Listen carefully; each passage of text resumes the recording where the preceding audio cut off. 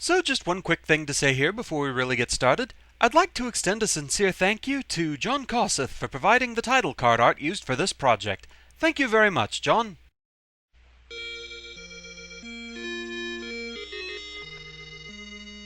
Hello, Rowan Mithril here once again, and it's time to start up our next project, The Legend of Zelda. Definitely a nostalgic one for me. Let's check out the story. The Legend of Zelda. Many years ago, Prince Darkness Ganon stole one of the Triforce with power. Princess Zelda had one of the Triforce with wisdom. She divided it into 8 units to hide it from Ganon before she was captured. Go find the 8 units, Link, to save her. Ah, early Nintendo English at its finest. And now a list of treasures. Most of which we won't be getting because this is going to be a minimalist run. So, I'm only allowed to take things that are necessary to complete the game. And there goes one item that, if you can tell me in the comments if I actually need it or not, please do, and that is the food. I want to say there is one area in Dungeon 6, maybe, that you absolutely need it to get through, but I'm not 100% certain. So if anyone can fill me in the comments, please do. Now I know we need the recorder, raft, and stepladder, need the bow and arrow, and eventually the silver arrow. I want to say that might be about it, that and the blue candle. Please look up the manual for details. So, let's get right into this. Okay, start things off here.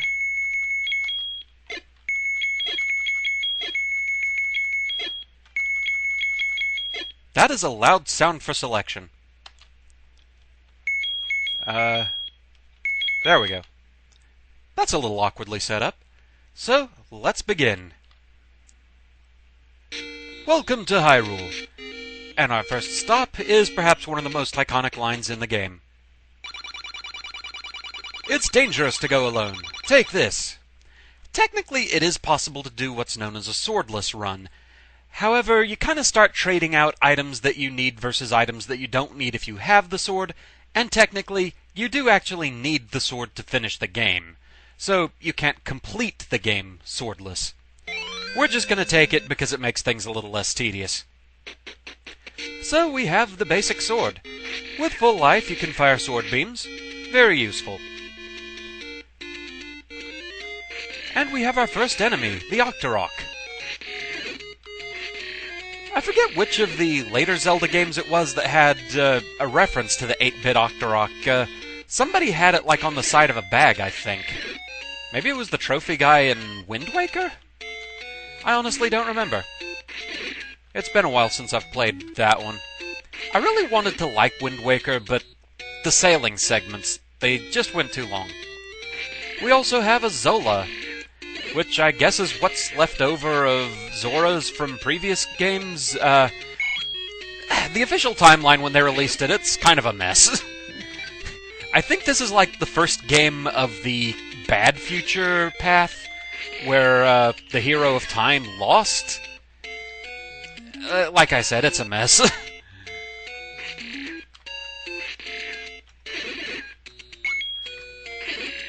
Definitely have to save up some rupees because I know there are some items that I do have to buy. I know, for instance, the blue candle and the arrow, and I think the food if I do end up needing that. And they're fairly expensive, but at least not as expensive as the blue ring, which I'm not allowed to get. Another new enemy, the Lever. They burrow underground and can appear anywhere.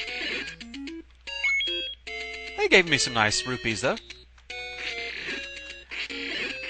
So as we can see here, a lot of enemies come in 2 varieties, usually red and blue, and the blue is the stronger version.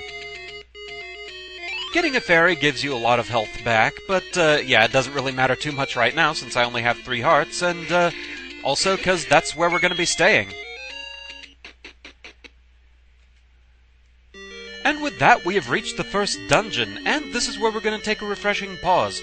I'm going to be separating my recording streams into the path of getting to the next dungeon, and then the actual dungeon itself. So, time for our first pause. Back in a moment.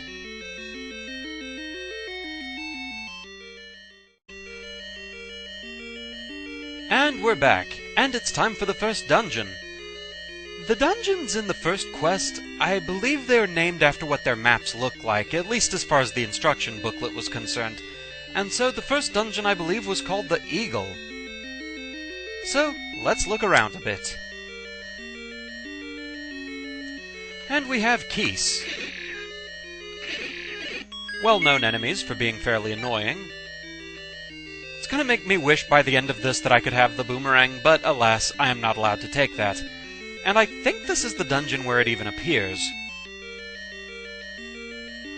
We also have Stalfos. And I see one of them has a nice lovely key for me.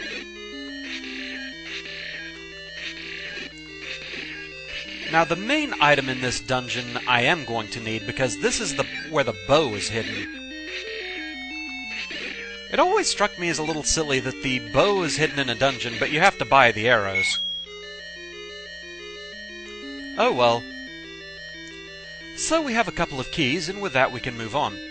Now one thing to point out here that I always thought was kind of neat, if you look in the item screen, you draw a map as you go. Kinda nice, that. A few more Stalfos. Not the one I meant to hit, but I'll take it.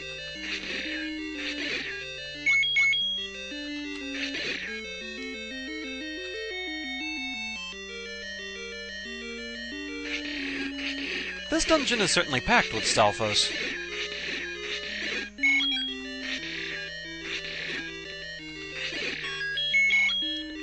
And apparently with keys, too.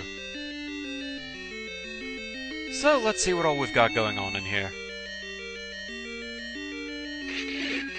Over there we have a compass. Now those I'm permitted to take. Those are fine.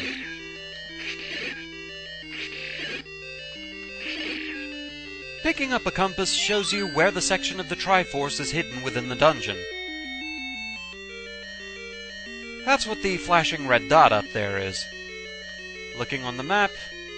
Huh, it doesn't actually show it there, okay. That's about as detailed as we're getting for now, though.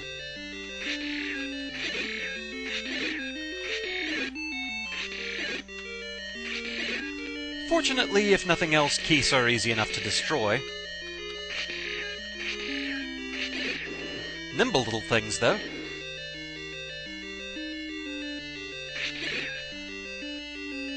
Kind of a counterpart of theirs, also we have gels.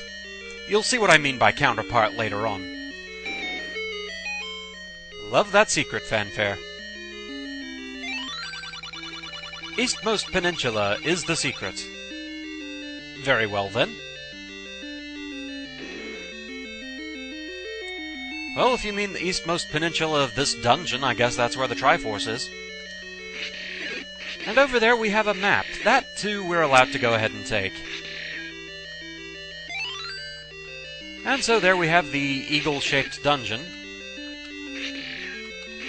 Oh, get back here! First, though, we're gonna need to go up this way.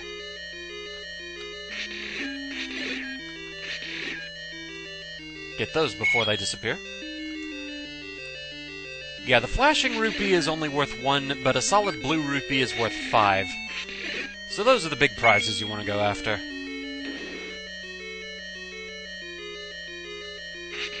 Here we have Gorayas. They throw boomerangs at you and are usually in charge of getting the boomerangs. Normally you'll find like a room that's full of them, and if you defeat them all, you can pick up their boomerang. I don't think that's this room. Oh, bombs. Lovely. That makes me happy. We're gonna need those later. Okay, this time they were just in charge of a key. I think it's elsewhere in this dungeon that they'll give you the boomerang if you defeat them all. We also have traps. You can't actually defeat them, you just have to kind of fake them out. And there's our prize. We absolutely do need the bow, though on its own it's useless. We'll have to buy arrows for it later. I forget exactly how much they are. I want to say 50 rupees? Fairly pricey, but not horrible. Yeah, the blue ring I was talking about earlier, I think that's what, 250 rupees? Thankfully, I don't think we need anything quite that expensive.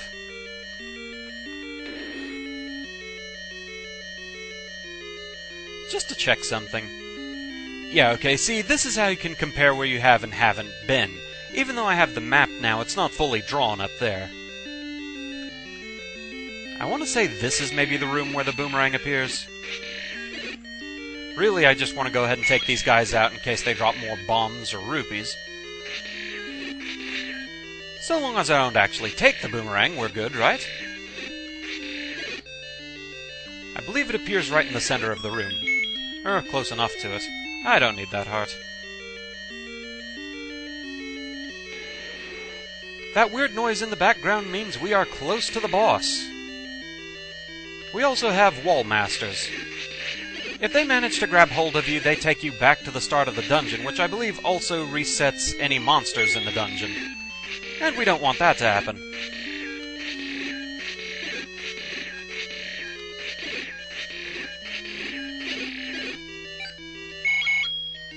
Well, got a good number of rupees there. And it's time for the first boss, Aquamentus. This is also the hardest boss as far as avoiding the heart container it drops. Start by hitting it 4 times and then try and get behind it. There we go. We have avoided taking the heart container, and we have the first piece of the Triforce.